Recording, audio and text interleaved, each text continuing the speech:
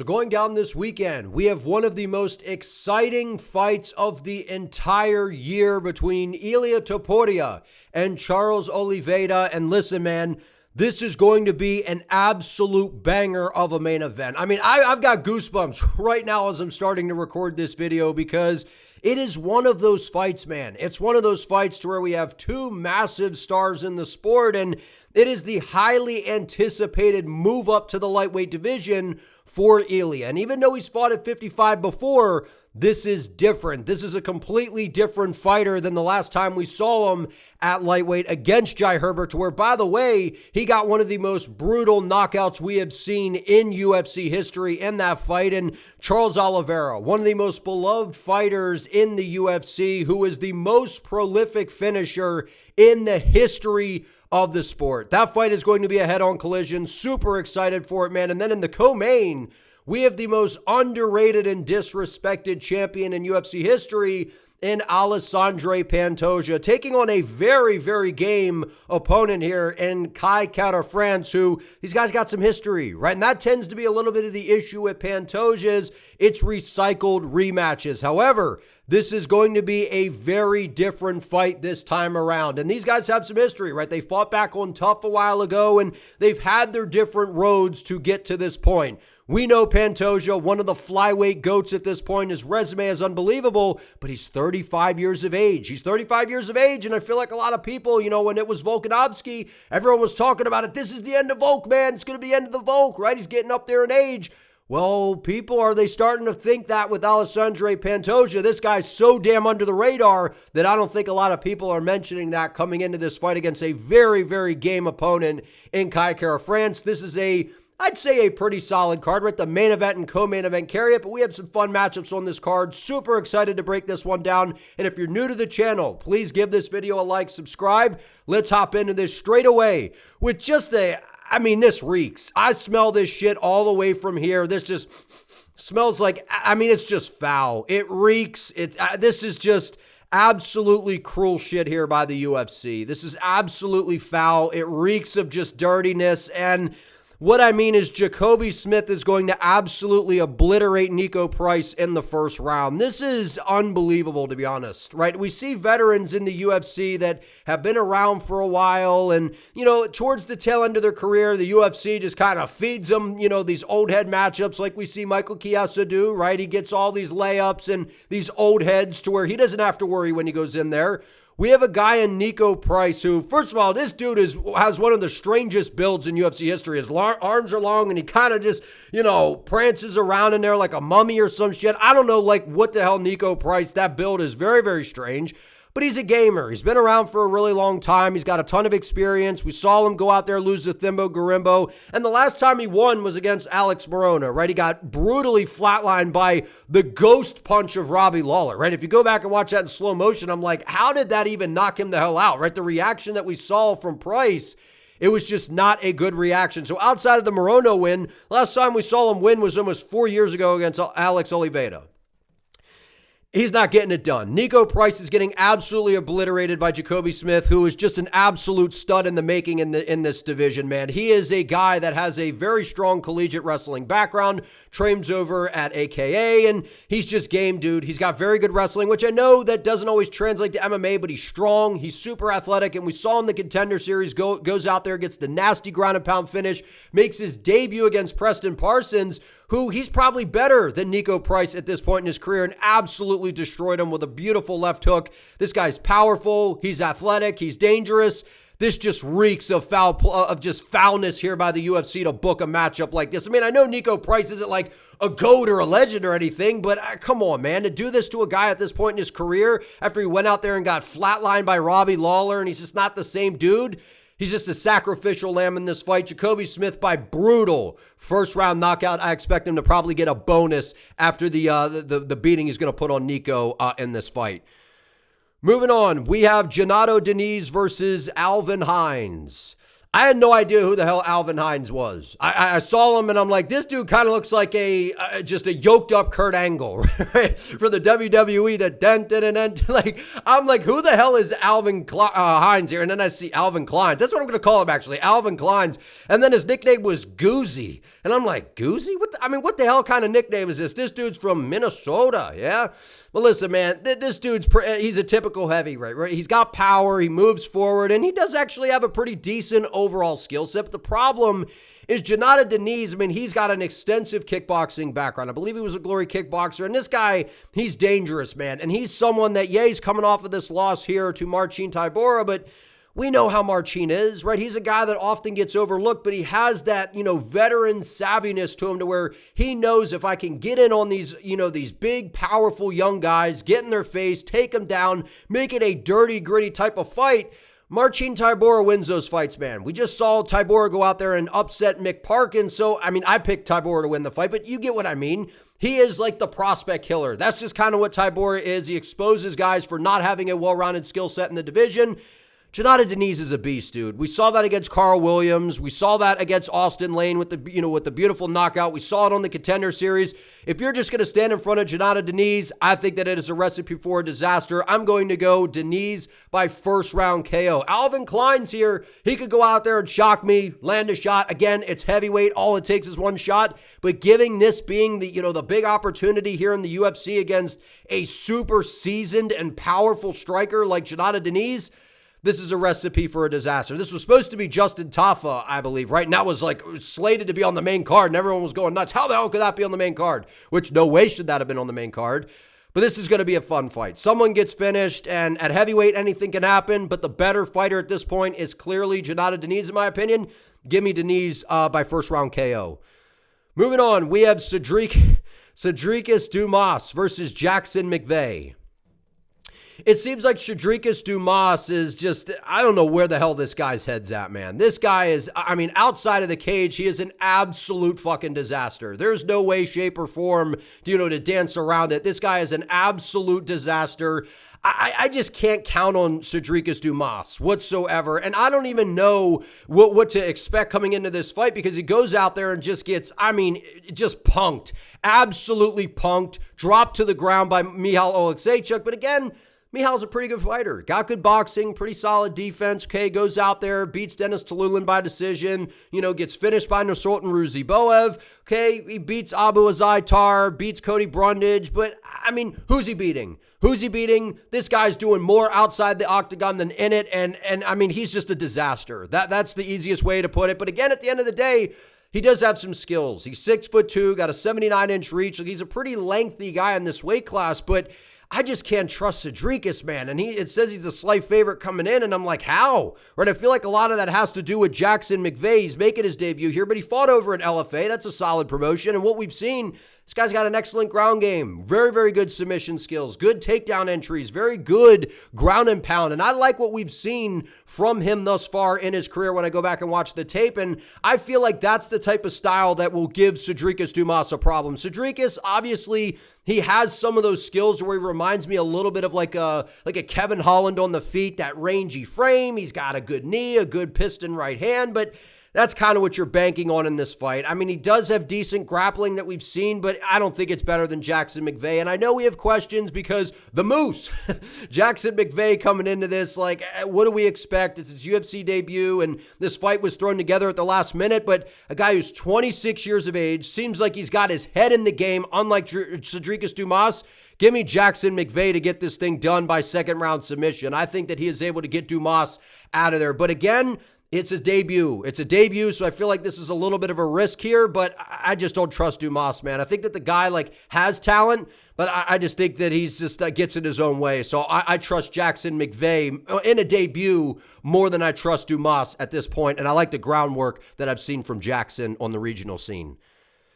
Moving on, we have Terrence McKinney versus Vyacheslav Borshchev. Slava Claus. I love me some Slava Claus, man. I've been a fan of this guy ever since he came into the UFC. He's got very, very tight kickboxing technique. Everything comes from where it's supposed to. And the thing about Slava is it hasn't been great in the UFC. It's been very hot and cold. It's been up and down, but you got to keep in mind the opposition that this guy's had. I mean, he goes out there and he gets the finish victory, but then he gets Nazim Sadikov, right? Then he goes out there against Chase Hooper, gets clubbed and subbed in that fight, which that caught me off guard. I didn't expect him to get rocked by Chase Hooper on the feet like that. Goes out there, beats James Yontop, which we saw this dude as one of the goated chins in UFC history, James Yontop. I mean, you can't knock that dude out. You need a baseball bat or something.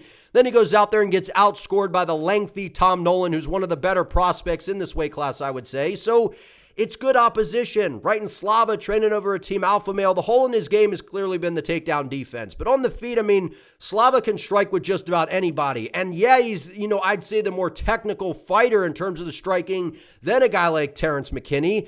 But Terrence McKinney's one of those guys, to me, it's kind of like up and down, hot and cold, but I feel like we're starting to see a difference with Terrence McKinney, right? He goes out there and gets finished by Nazim Sadikov, but, we all know how good Nazim is. We just saw what he did to Nicholas Mata. He's one of the most dangerous guys on the rise in this weight class. Finishes Mike Breeden, finishes Brendan, then goes out there, loses, and gets finished by Esteban Ribovic. But who is McKinney losing to, right? What we've seen from it, even the Bonfim flying knee KO, like this guy's losing to like the top prospects in this weight class that are on the rise, man.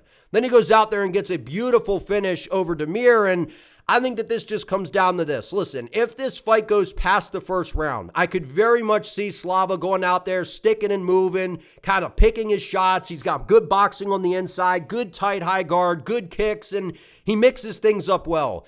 But I just think that Terrence McKinney's got the one-shot KO power. He's explosive. He's he's a fast starter. He's a lot to handle early in the fight. And I feel like if you can overwhelm Slava early with the volume and the power, I feel like that's how you can get this guy out of there. And again, McKinney does have solid wrestling, right? I know he's not the best grappler in this weight class by any means, but he has serviceable enough takedowns, right? And I feel like if he can put Slava on his ass, put him on his back, and let some of the ground and pound go, I feel like Terrence McKinney can actually win this fight. But I feel like the longer it goes, that will translate to Vyacheslav starting to tee off, start to find his rhythm and his timing, because when he does, he actually is one of the most underrated strikers in this weight class. But he just doesn't have the same amount of pop as a guy like Terrence McKinney. So while you may have the technique, that doesn't always win you the fight. And I think in this case, we're going to see Terrence McKinney go out there and starch Vyacheslav Borshchev in this fight. I'm a big fan of Slava Claus, man. I love watching this guy fight. I'm a fan of guys that have really tight technique, and that's exactly what Borshchev has. But just the explosiveness of Terrence McKinney, the guys that he's losing to are, dangerous prospects in this weight class, man. And Slava, as good as he is, he doesn't have the danger factor to me. And the hole in the takedown defense, as good as Team Alpha Male is at seeming to help these guys with their takedown defense, it doesn't seem like it's helped Slava one bit, man. This dude can't stop a cold when it comes to the takedowns. I just think Terrence McKinney's explosiveness, his fast start ability, and his power with the wrestling in his back pocket, I think it's too much for Borshchev in this fight. Give me Terrence McKinney by first round finish. Moving on, we have Viviane Araujo versus Tracy Cortez. This is plain and simple to me. I like what I've seen from Viviana in her career, right? And I know that she does have quite a few losses, but who's she losing to? She's losing to the Alexa Grassos. She's losing to Amanda Ribas. She's losing to one of the best prospects in women's MMA, period, in Natalia Silva. Goes out there, beats Jennifer Maia, and she's coming off of an upset victory over Corinne Silva. I like what I've seen from Viviane. She's good on the feet. She's got some, nice striking technique. She has a serviceable ground game. She's got some submissions in her back pocket. And Tracy Cortez, let's just be real. The UFC's pushing her because people like the way she looks. That's the bottom line here, man. Outside of that, yes, she's coming off of a loss to Thug Rose, which we know how good Rose is, but who the hell she's beating, right? It was a nice victory over Jasmine Jasdavicius, and that's actually aged pretty well. Goes out there, beats Melissa Gatto, but she's not beating anybody, right? And the Jasmine win, that's aged actually pretty well, but that was almost 2 years ago.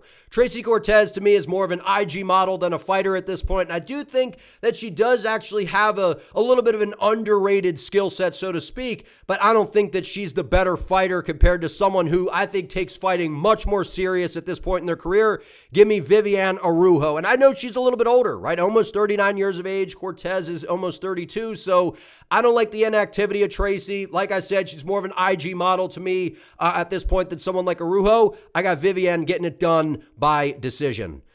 Moving on, we have Amil versus Jose Delgado. This fight is absolute fireworks. This could, the main event, and co-main event are great fights, so I'm expecting some fireworks there. But if you're asking me what's the most underrated fight on this card that could be a fight of the night candidate, is absolutely this fight right here. This is an amazing matchup between Amil and Jose Delgado, because if you've been watching the channel, which by the way, if you enjoy this content and you're still around, subscribe, I would appreciate it.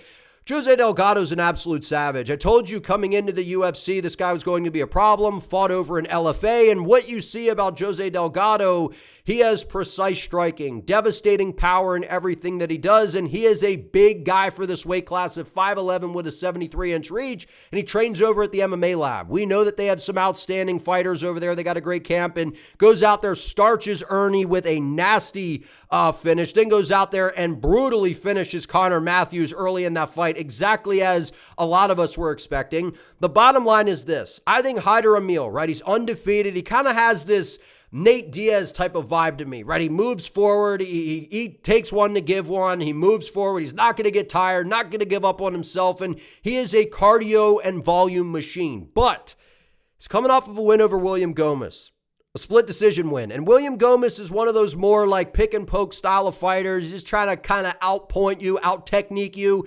That's a winnable fight for a guy like Amil, a guy that wants to get in your face, put the volume on you. And we saw even before that against Young Lee, goes out there, gets the finish. But we're seeing Lee, he struggles to pull the trigger, was a little bit overrated, goes out there, finishes Fernie Garcia, gets the win on the Contender Series by decision.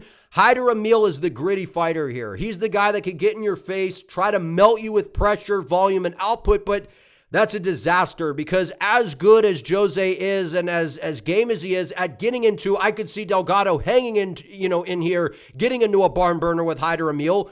That's not really how Delgado fights, man. This guy is a precise, timed counter striker. He has excellent rhythm, excellent countering instincts, perfect eyesight, slipping and ripping. This is a very, very bad matchup, in my opinion, for Amil. While he's very game, while he's very fun, and sure, he could go out there, and it's still early in the career for Delgado here, I just think that moving forward with a lack of head movement, a lack of defense, and while he's a pretty well-rounded fighter in Amil, I expect him to try to crash Delgado up against the fence, smudge and crush the space, take him down, land the volume on him, because Amil does have some decent power in his hands. But I just think if that's what you're relying on, pressure and volume against a precise, devastating puncher like Delgado with legit countering instincts, it's a wrap, man. I'm going Delgado by second round knockout. We saw Amil. We've seen him get hurt in his fights. And I'm telling you right now, Delgado has the ability to get into a war here and, survive a back and forth and just get into a slugfest. But I don't think that's what he does. He doesn't need to do that. He's the more technical fighter. He has devastating power in everything that he does. And his speed and his countering abilities, they are devastating, man. I see him just sliding out of the way and catching Amil and getting him out of there with a TKO finish. Give me Jose Delgado to get a win here over Amil. I'm very high on Delgado. Moving on, we have a fun middleweight fight here between Jack Hermansson and Gregory Rodrigues.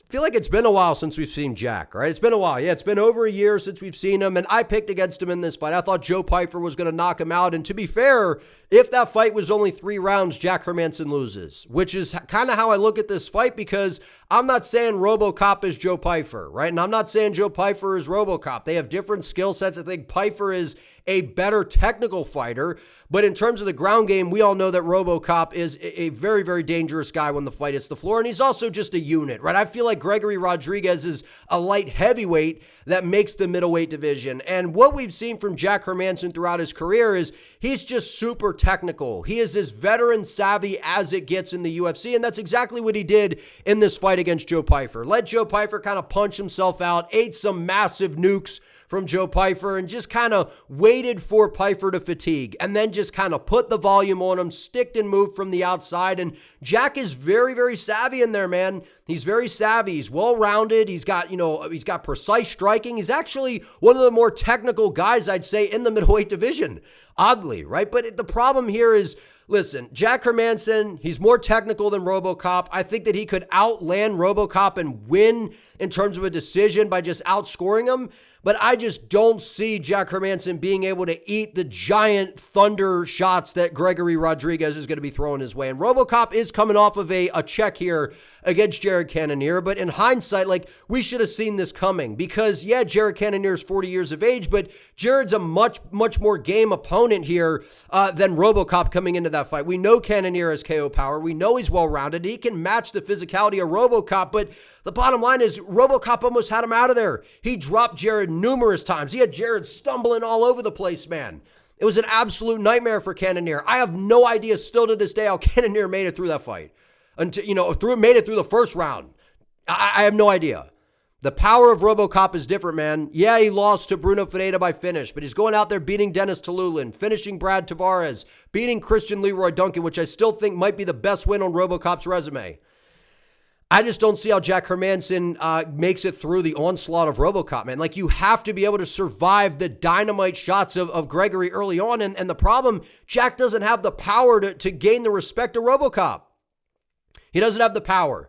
That's what this comes down to. So if Jack can pull a Cannonier, survive the first round, I do see a scenario to where Jack outscores RoboCop and wins the next 2 rounds. But if this was 5 rounds, I'd be more interested and more leaning towards probably Jack Hermansson. But given that this is 3 rounds, man, I just don't see Jack Hermansson making it through the early onslaught of RoboCop, man. Hermansson doesn't have the power to get this dude's respect. He doesn't. Right? And that's what Bruno Ferreira and guys like that, they have the power to do that. Cannonier has the power to do that, and RoboCop still didn't give a shit that Cannonier had power. Went right after him. Was beating the hell out of Cannonier, dude. And if you're asking me who's better at this point in their career, is it Cannonier or Hermansson? It's Cannonier. Right? And I know that, Jack Hermansson's super technical. It bounces around on the outside. He kind of looks like he's jousting. Jack's kind of rocking back and forth like this, like he's on a boat. That's the Hermansson style, man. Just like this. Springs in and out of range. He's technical, but picking and poking your way to a win over RoboCop, that ain't going to happen. If you don't have finishing ability, you're not beating this guy in 3 rounds. Give me Gregory Rodrigues to get back in the win column with a brutal finish over Jack Hermansson. But if he can't get the finish, I could definitely see Jack Hermansson out-voluming him and outscoring him. Going to be a fun fight. Moving on, we have an unbelievable clash here between Payton Talbott and Felipe Lima, 2 prospects in the bantamweight division that are just very, very, very skilled, man. And I know a lot of people, they're hopping off of the hype train with Payton Talbott because he went out there and got fraud checked against Hany Barcelos. And at the time, it felt like this was a horrible loss. It felt like this is like the world was ending for Payton Talbott's fighting career. It was like, oh no, Talbot, oh man, this is it. This dude's so overrated. You lose to Hany Barcelos. Who the hell is Barcelos? Well, it turns out that Barcelos is actually a pretty good fighter, right? He's got good wrestling skills. He's got excellent submissions, and his strikings came a long way, and he's got that veteran savviness, right? Barcelos is 38, and he went out there and he didn't just beat Payton Talbott, which was the issue. He absolutely dominated him for all 15 minutes. That was the huge red flag here, right? And Payton Talbott, before that, we saw what this guy's capable of against Giannis with the nasty finish. Goes out there, beats the hell out of Cameron Simon, goes out there and submits Nick, goes out there on the Contender Series and gets the win. And Payton Talbott seemed like, the butt vape guy here with Payton Talbott, right? He is a weird dude. I just don't know what to think of this guy. I think that he's, seems very distracted outside the cage, doing all sorts of different things. Let's just put it this way. This dude's a little bit different. And I don't know what to expect from Talbot here, right? How does a guy who it seemed like everything was going his way? He's a big guy for the weight class, right? A 5'10", 70-inch reach, and he likes to move forward. He's explosive. He's fast. He's very, very dangerous, and he absolutely has the ability, if this fight stays on the feet, to absolutely starch Felipe Lima and win this fight. 100%. And I think that the big cage actually may play to the advantage of Talbot a little bit, right? Because Talbot's kind of been an Apex hero, right? He's been the video game Apex, right? But he's been an Apex Legends hero, dude. He's been going in the Apex. He closes the distance quickly. It's the smaller octagon. And I understand how that works to his advantage, but I think Felipe Lima is going to come into this fight looking to grapple. So that gives a lot more room for Payton Talbot to operate. But the issue, Talbot likes to crush the space. He likes to move forward. He likes to get in your face right at the edge of range to where he can slip and rip from the outside, and he's got devastating power. He's fast. He's exciting. I like watching this kid fight. But coming off of that Hany Barcelos loss, I question what kind of Talbott are we going to see? I feel like we're not going to see the same dude that went out there and played freaking tic-tac-toe on Cameron Simon's face. I don't think we're going to see that guy. Maybe we do. But I think that's kind of what you're counting on here, right? Is if he keeps this fight on the feet, Payton Talbott wins this fight all day long. Because I like Felipe Lima a lot, right? He trains over at All Stars Training Center with Andreas Michael. He's an excellent coach. He's coached Hamzat Chimaev. He's coached Andreas Gustafsson. They have an excellent gym over there. They'll have a good game plan coming into this. They're not going to come into this fight looking to stand on the feet and just trade with Payton Talbott. They've seen the skill set of Payton Talbott, and they know that there is a clear issue in Payton Talbott's game, which, by the way, Payton Talbott's been away for a while, right? It's, 5 months ago. Well, that hasn't been that long. It feels like it was longer. It felt like it was International Fight Week last year at this time. I don't know why it felt much longer, but anyway, Talbott's the more dangerous striker on the feet. Without question, he's explosive, he's fast, his timing, his countering instincts are amazing, and the way that he rips and throws these combinations, it is electric. But I know Felipe Lima is a smart fighter. I know that what we have seen from him goes out there against Muhammad Naimov, and I'm sorry, but if you're going out there and you're subbing Naimov, I can't tell you how impressive that is, because I'm someone that's been very high on Muhammad because he is a very skilled fighter, trains over at Elevation Fight Team. He's got good footwork, and we saw what he just did against Bogdan Grad, right? So if this young gun here and Felipe Lima, he's the young gun, dog, like if he's going to go out there and do that to Muhammad Naimov, who I think has better takedown defense than Payton Talbott, right? And then he goes out there and beats Miles Johns by decision. That's where I was like, Right, I know Miles Johns' record looks all pretty and everything, but Miles Johns is a one-trick pony, man. Right, Miles Papa Johns, right? I mean, he's super predictable. A big looping ooga booga right hand's coming, brr. And then outside of that, it's like I know Miles Johns is decent wrestling, but it's super one-dimensional. Felipe Lima is a very, very game opponent here, and I think that he's going to come in with a smart game plan because while he's okay on the feet, I think he enters range recklessly. I don't think he has the best defense against the striking, and I very easily could see Payton Talbott starching this dude. 100%. I think Payton Talbott's clearly the better striker. But something's telling me that the game plan, and Felipe is no dummy, dude. He's going to come into this fight. He's going to look to grapple. He's going to see what Hany Barcelos did. And I'm not saying Felipe's as good of a grappler as Hany Barcelos, because I think Barcelos is obviously really underrated, right? I picked him to beat Garbrandt, and we're seeing that Barcelos is actually someone that actually looks like he could contend in the weight class. From someone that basically nobody really gave a shit about to now he looks like he could contend, right? I know Barcelos has had some wins, but he's really came on strong, man. And I think Felipe Lima has a similar skill set. I don't know if he's as good of a grappler. I think he's got legit submission skills. He's got good wrestling. I think his striking, it's probably better than Barcelos. So I think if he can land some decent shots against Talbott, get him worried, dip underneath when Talbott gets reckless, because I think Payton's going to come in a little reckless here, knowing that this guy's going to try to take me down. I got to let my hands go. I got to let my shots fly, because if I wait, I'm just going to get taken down. Then I'm going to get tired, and then it's going to be a wrecking ball effect to what we saw in the last fight against Barcelos. I know I'm comparing it a lot to the Hany Barcelos fight because I see a lot of comparisons, man. I do, dude. I think Felipe fights smart, and I think he wins. I think he wins by decision, but if it stays on the feet, Payton Talbott will knock him out. That's the easiest way to put it. If Talbott wins, KOs him, but if Felipe comes in with a smart game plan, is able to get to the grappling, able to level change, able to strike with him a little bit, mix it up, change levels, I think Felipe Lima comes in with a smart game plan and wins this fight by decision. This is a great matchup here by the UFC. Going to be a fun one.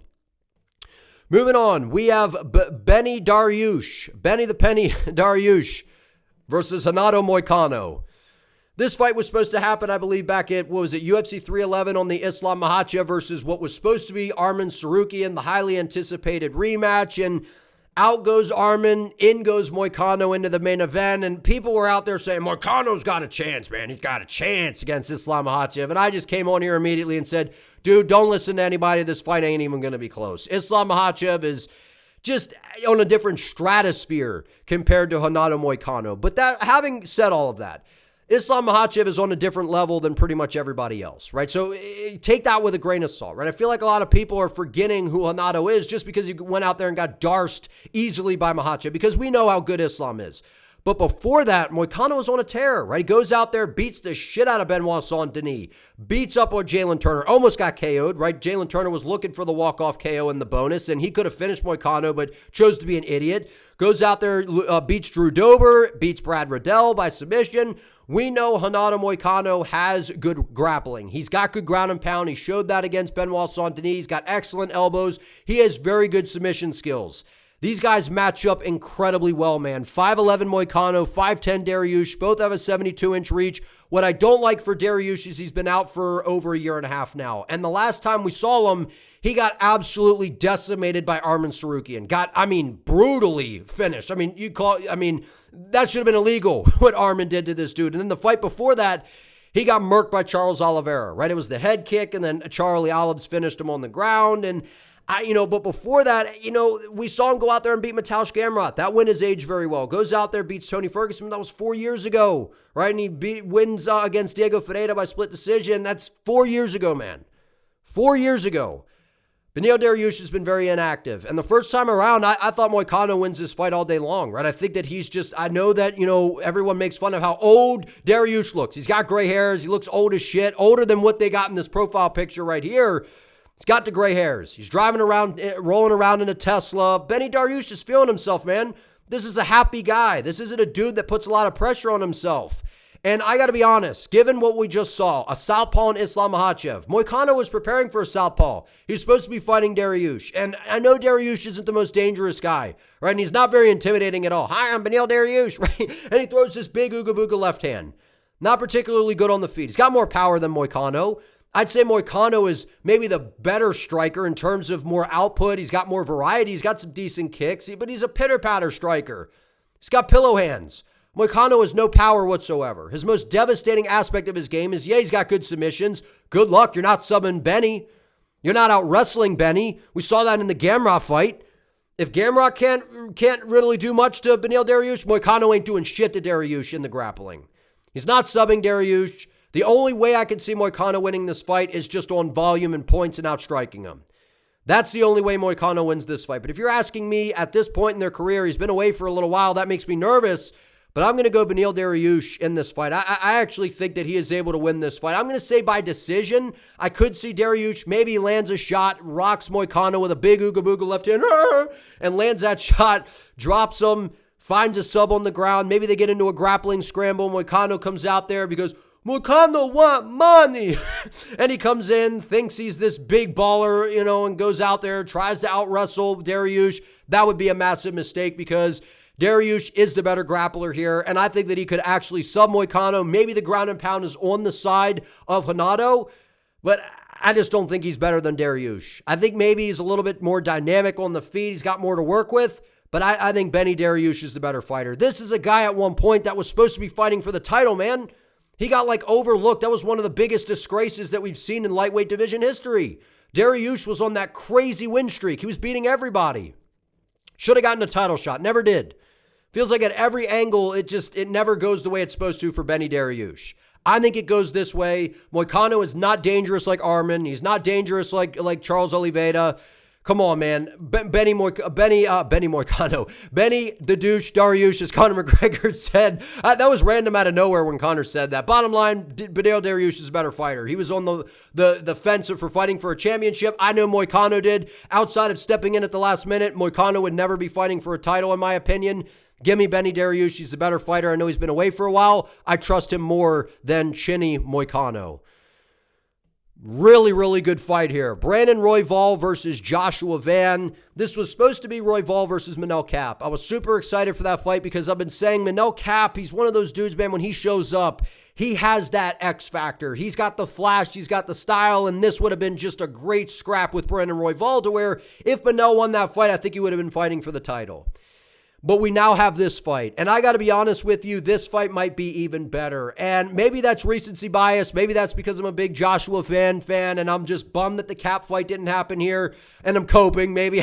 But I'm telling you right now, I have picked Joshua Van ever since he came into the UFC, and he's only let me down one time, and that was against Charles Johnson, where Van was doing very, very well, got finished in the third round, and Charles Johnson, he's a tough customer, dude. He's like I've been saying, I think he's one of the most underrated fighters in the UFC, actually, right? Maybe not in the UFC. I mean, there's a lot of underrated fighters, but especially in the flyweight division. Rangy on the feet, very good movement, very good cardio, to where he can push a pace, and he drowned Van in the later rounds. But ever since that loss, we have seen Van improve. We saw him take a fight on short notice against Edgar Chairez. I trusted him. He went in there, got a very nice win over Edgar Chairez at the Sphere. Goes out there, beats up on Cody Durden, gets the win. Gets a unanimous decision victory over Ray Cerrulla, to where I didn't like the booking, right? I thought it was kind of a dumb matchup, for Van, because I'm like, come on, Joshua Van, this is a guy that could be fighting ranked opposition right now. He's got the style. He's got tremendous boxing. But we saw that I said, listen, man, this fight's going to help this kid, right? Because we know Cerrulla's got good wrestling. He's going to go in there and try to smell Van's balls for 15 minutes.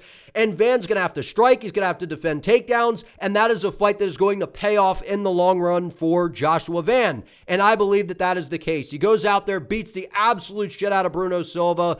Joshua Van is the best boxer in the flyweight division. His head movement, his defense, his takedown defense, right? He's gotten so good at, if you take him down, he pops right back to his feet. And he's gotten even better at anticipating the shots, right? He keeps guys just because he's got to get on the inside, right? Because especially in this fight, Royval's got a 4-inch height advantage. He's got basically a 5-inch reach advantage. So Royval's going to want to float around on the outside, utilize that range and speed, and it's going to be on Van to try to crash him, crash the space, get on the inside, slip and rip, let the boxing combos go to the body, bring the hooks upstairs, and that is Joshua Van's path to victory. Keep the fight on the feet, get into the pocket, let your boxing combinations fly, and we know Joshua Van is very capable of doing that. Having said all of that, this is the toughest fight of his career. Joshua Van, what I love is he's got the Kevin Holland thing. Remember when Holland was going on his run? It was like it felt like Holland was fighting every other week. That's how it feels with Joshua Van. I mean, he literally just fought 2 weeks ago.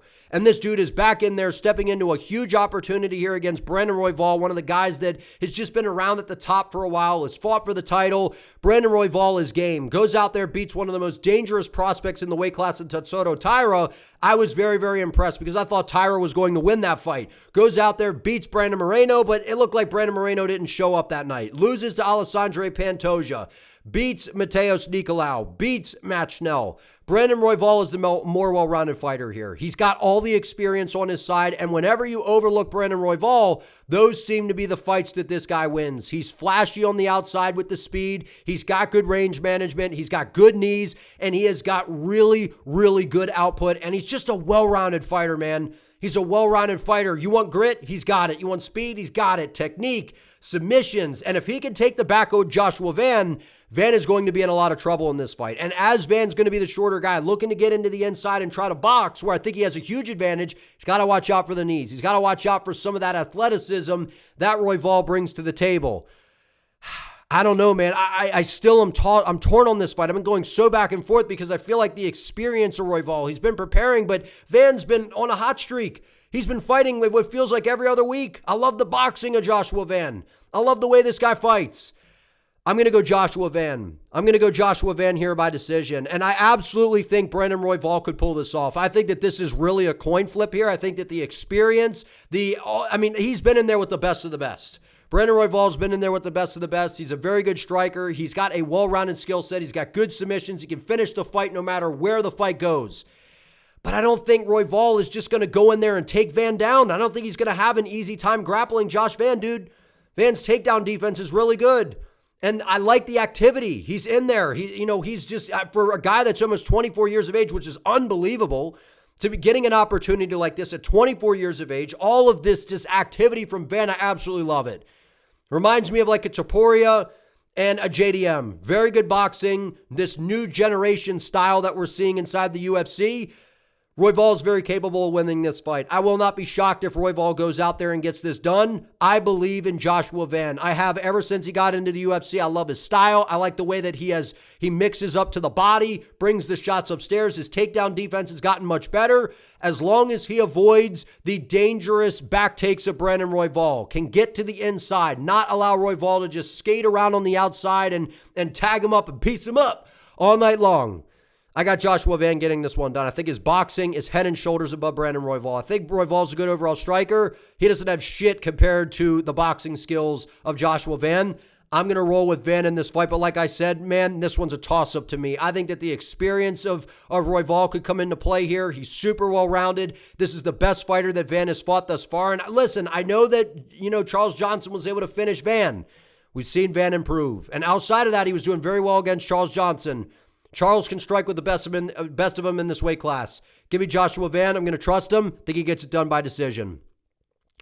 Moving on to the co-main event of the evening between Alexandre Pantoja versus Kai Kara-France. This is the rematch. I believe that this happened back on Tough, a super long time ago, and this is a totally different fight than what we saw years ago. And these guys have just been, outside of these two losses here, right? One was, Kara-France goes out there, gets body kicked, finished by Brandon Moreno. That was a nasty lead leg kick to the liver. Drops him, finishes him, goes out there, loses a split decision to Amir Albazi. A lot of people thought KKF won that fight.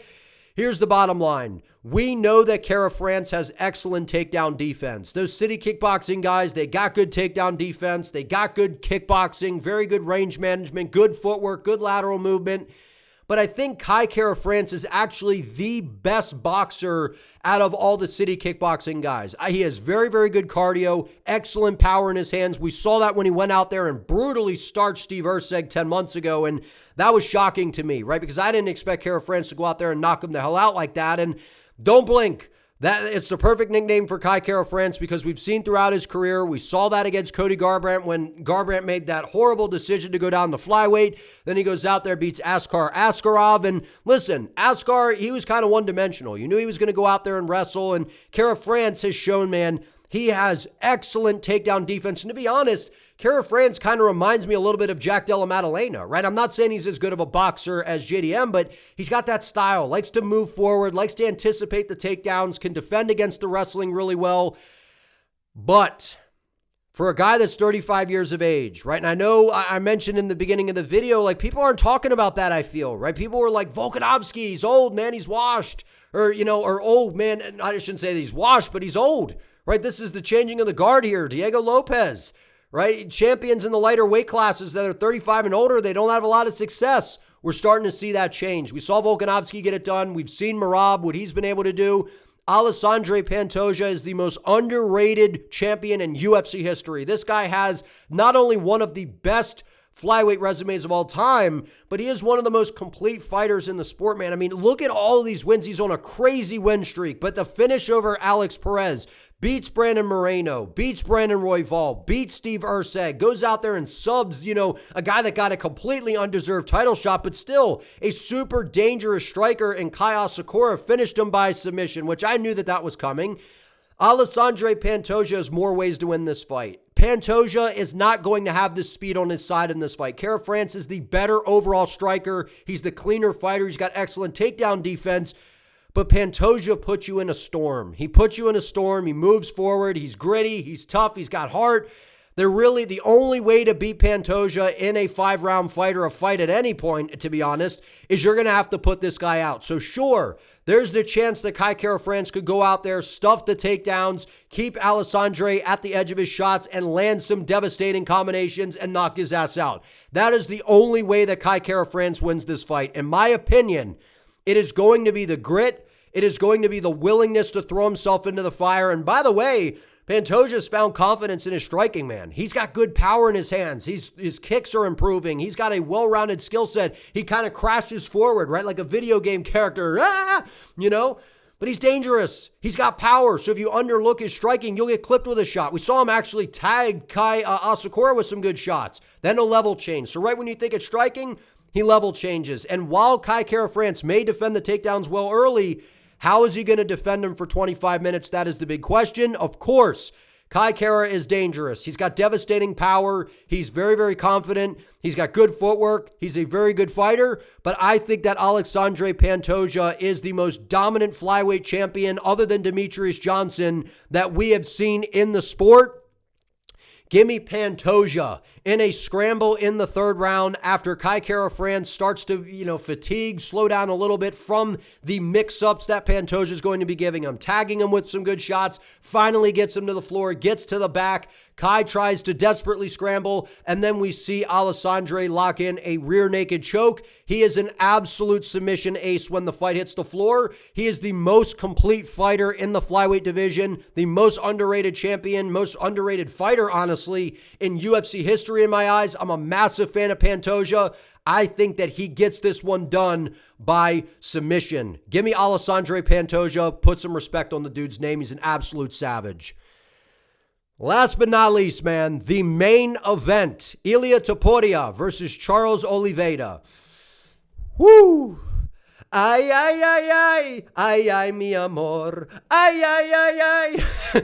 Dude, that is the walkout song of Ilia Topuria. I absolutely love it. Listen, man, I have been glazing Ilia ever since he got to the UFC. I made a video early when I started my channel, and I talked about the boxing skills of this young man. And at 28 years of age, we are witnessing a generational talent in the UFC. And everyone, Jake, you're glazing him, man. You're glazing him. Get off his dick, man. Listen, I know talent when I see it. When it comes to the X's and O's, there has never been a better traditional-based boxer in the history of mixed martial arts than El Matador Ilia Topuria, and this is a disaster waiting to happen for Charles Oliveira in this fight, and this was booked for a reason. Obviously, Ilia Topuria moving up to the lightweight division, vacating the featherweight title after coming off the best back-to-back wins in UFC history, starching Alexander Volkanovski, starching Max Holloway, which I predicted him to win every fight since he's been in the UFC. I've never picked against Topuria, and I don't think I'll ever do it. This guy is unstoppable, man. He has an unbelievable fight IQ. The way that he was able to break down Alexander Volkanovski's base, beat him up with the calf kicks, what I think caught Volk very much off guard, was able to trap him up against the fence, crush the space to ultimately get to those devastating shots. The way he did that to Max Holloway as well, chipping at the base with that calf kick, being able to track down these two elusive guys who, by the way, outside of Topuria, are the two greatest featherweights of all time. Both incredibly elusive fighters who looked unbelievable in those fights. People always look for excuses to not give Topuria the credit. Oh, Volk was the quick turnaround and this and that. Volk looked on fire in that first round, right? Goes out there, or Ilia Topuria set him up beautifully. Max Holloway, he came down in weight. Max Holloway was coming off of the greatest performance of his career after putting on a masterclass against Justin Gaethje at 300 and then starching his ass in the last 10 seconds. Max Holloway looked great in this fight. He was landing a lot of really good shots. I just watched that. The UFC put it on their YouTube channel, the other day. Ilia Topuria, he's the best boxer in the sport. Max Holloway was landing some good shots. It's the head movement. It's the defense. It's the adjustments, the way he frames and kind of blinds you with that lead hand, pulls down your guard, throws the right hand behind it, the left hook, the torque, the power that this man generates. It is the best that we have ever seen pound for pound in the sport, man. I've been saying it for the longest time, and the most fascinating thing, this is a guy I watched before the UFC. Ilia had good boxing, but he was not really known for it. He was known for his outstanding wrestling and his excellent jiu-jitsu skills. He's got very good wrestling, very good submission abilities. I would not be shocked if he clubbed and subbed Charles in this fight. That is the problem here. While Charles Oliveira is unbelievably skilled, man, he is the most prolific finisher in UFC history. He has aggressive Muay Thai technique, devastating power in that right hand. He's got a very sharp left hook. Don't confuse good punches with being a good boxer. He is not nearly on the level of Ilia Topuria, dude. That is the problem in this fight. Charles cannot strike with Ilia, dude. He can't. Charles Oliveira's style is to move forward, crash into range, land those front kicks up the middle, which I expect him to use. Knees, front kicks, attack that lead leg because Topuria is very low and in that boxing-based stance to where that lead leg is available. But we've seen Ilia. He adjusts well. Charles is going to have a 5-inch reach advantage. He's going to be a little bit taller. Ilia's too short. I made a video telling you how stupid that narrative is. Yeah, or too small, I should say, right? He's short. Yeah, we know that. He's stout. He's a dense individual. He's basically like a Mike Tyson. He's got crazy power. He's got crazy speed. This is his first fight. I know he fought Jai Herbert back at lightweight. I know that. but this is his first dedicated move up to the lightweight division. I think that he is going to be significantly faster than Charles Oliveira. I know that Charles has, power. He likes to move forward. Both of these guys do their best work moving forward. Ilia Topuria loves to slide out of range with that high guard, let you come running in, and then he counters with that beautiful overhand right. He mixes up to the body well. He fights just like Canelo, got a good high guard, shoulder roll, devastating shots to the body. You watch his open workout, putting water in the basement, shots to the body, bringing the hands down of Charles. They know if they can touch Charles Oliveira, I think that they're going to bring out that old Charlie Olives that people used to see back in the day, man. Charles was getting rocked and dropped by Poirier, rocked and dropped by Islam to where he got submitted, rocked and dropped by Gaethje, rocked and dropped by Michael Chandler. And I know he's coming off of a masterclass victory against Chandler, still was getting stung in the later rounds. If you're getting stung by these guys, when you get hit by Ilia, dude, it's going to be a different ballgame. Ilia's going to tag this dude. We're going to see a totally different reaction. And again, the threat is there. I'm not saying Ilia is as good as Islam with the grappling. Ilia has good enough submission skills to where if he does hurt Charles, he will follow him to the floor. He will entertain the grappling, and I could see him getting him in an arm triangle or something like that and subbing Charles Oliveira. Man, listen, here's the bottom line. It could have been Arman Tsarukyan versus Ilia. We know Arman pulled out of the fight. The UFC wanted a superstar here. This is a head-on collision waiting to happen. Both guys move forward. Both guys are allergic to boring fights. It's going to take Charles Oliveira training with Michael Phelps, man. Maybe I've heard he's been training with Michael Phelps, working on that dive, because he is going to have to be diving for the legs of Ilia Topuria in this fight, dude. He cannot stand with Ilia. He cannot stand with Ilia. Charles does have good kicks. He's got good knees. He's got good Muay Thai. But you're risking getting in close against a devastating power puncher with devastating speed, really good defense, really good overall skills, the confidence, the power. Ilia Topuria is a generational talent, man. He's a generational talent. I just really don't see him losing to anybody. I think that the only guy that can really beat this guy is Islam. I think Arman's a hard fight for him. There's a chance Charles could win this, right? Goes in there, wrestles, makes it dirty, that type of thing. I don't think it happens. I think this is going to be a sad night for Charles Oliveira fans. Ilia Topuria, ay, mi amor.